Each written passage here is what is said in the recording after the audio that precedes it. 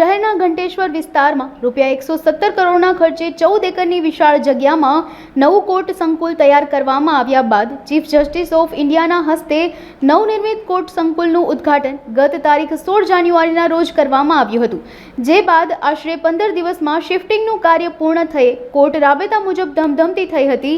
1 ફેબ્રુઆરીથી નવા બિલ્ડિંગમાં કાર્યવાહી શરૂ થયા બાદ 10 મેના રોજ નવા કોર્ટ સંકુલને 100 દિવસ પૂર્ણ થતા આ સમયગાળામાં 30 સજાનું એલાન કરવામાં આવ્યું છે, એટલે કે દર ત્રીજા દિવસે એક ગંભીર ગુનામાં સજા ફટકારવામાં આવી છે। આ કેસોમાં હત્યા, દુષ્કર્મ, પોક્સો, NDPS અને ભ્રષ્ટાચાર સહિતના મામલાનો સમાવેશ થાય છે, જે પૈકી 27 કેસોમાં આજીવન કેદ અને 25 કેસોમાં અંતિમ શ્વાસ સુધીની સજા તેમજ 1200 જેટલી જામીન અરજી રદ કરવામાં આવી છે। મારા માટે બહુ ખુશીની વાત છે કે તારીખ 6 જાન્યુઆરી 2024ના રોજ ભારતના ચીફ જસ્ટિસ DY ચંદ્રચૂડ સાહેબે આવી અને આપણા રાજકોટના નવા ન્યાય મંદિરનું ઉદ્ઘાટન કરેલું હતું। ત્યારે આપણા MP ને બધા પણ સાથે હતા, ભાજપના નેતાઓ અને બધા હતા। આલા ગ્રાન્ડ બિલ્ડિંગ જસ્ટિસ ચંદ્રચૂડ સાહેબે કીધું કે આ રાજકોટમાં જે બિલ્ડિંગ બનેલું છે, આવું સરસ બિલ્ડિંગ તો કોઈ પણ હાઈકોર્ટ બનાવવા વખતે પણ ધ્યાનમાં રાખવા જેવું છે।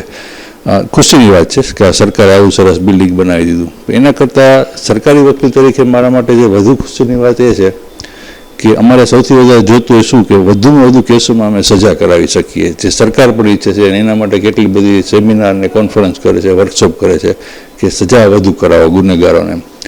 તો મને એ બહુ આનંદ થાય છે કહેતા કે 6 જાન્યુઆરી પછી લગભગ જાન્યુઆરી એન્ડ સુધી બધું શિફ્ટ થતું હતું, એટલે 1 ફેબ્રુઆરીથી કોર્ટનું રેગ્યુલર કામકાજ શરૂ થયું।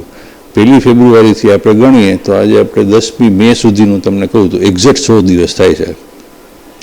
આ 100 દિવસમાં નવા કોર્ટ બિલ્ડિંગની અંદર DGP ઓફિસના 14 સરકારી વકીલો કુલ મળી અને 30 સજાઓ કરાવેલી છે। 30 સજા એટલે તમે અંદાજ મારો તો દર ત્રીજા દિવસે એક સજા।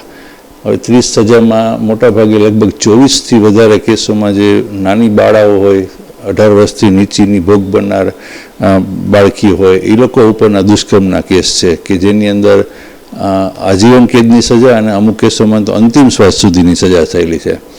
એમાં અમારા આબિદભાઈ સોસન છે, જેમણે 10 કેસોમાં સજા કરાવી, હેટ્રિક પણ લીધેલી છે, એમણે ઉપર 3 દિવસ સુધી સજા। મુકેશભાઈ પીપળિયા છે, એમણે 5 સજાઓ કરાવી છે। મહેશભાઈ જોશીએ કરાવેલી છે, અતુલભાઈ જોશીએ કરાવેલી છે, પરાગભાઈ શાહે પણ એક હત્યાના કોશિશના ગુનામાં કરાવેલી છે, અને મેં 7 સજાઓ કરાવેલી છે। 100 સજાઓ કરાવ્યા ઉપરાંતની 7 સજાઓ પછી મેં કરાવી છે નવા કોર્ટ બિલ્ડિંગમાં આવીને। એટલે આ એવા 30માંથી 27 કેસો એવા છે કે જેમાં આજીવન કેદની સજા, અને બાકીના જે 3 કેસ છે એમાં 10-10 વર્ષની, અને 2 કેસ એવા છે કે જેમાં લાંચના ગુનામાં 3 વર્ષની કેદની સજા કરાવેલી છે।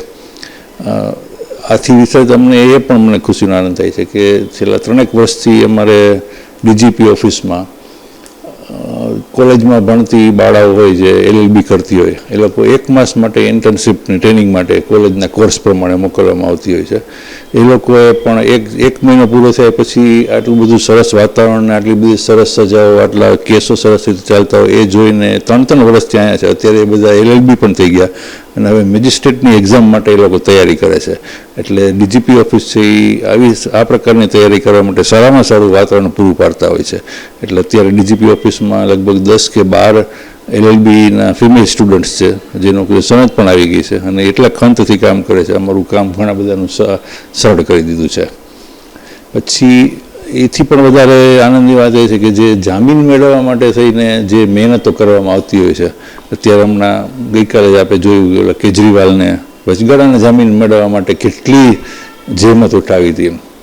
એટલે અમે આ 3 મહિનાની અંદર 1200થી વધારે જામીન અરજીઓ રદ કરાવેલી છે। મેં અને મારી ટીમના બધા લોકોએ બધા આવી ગયા। અમારા દિલીપભાઈ મહેતા છે, પરાગભાઈ શાહ છે, અતુલભાઈ છે, મુકેશભાઈ પીપળિયા છે, આબિદભાઈ સોસન છે, રક્ષિતભાઈ કલોલા છે, બિનલબેન રવેસિયા છે, સ્મિતાબેન અત્રી છે, અને લેબરનું અમારું બધું કામ સંભાળે છે અનિલભાઈ ગોગિયા છે।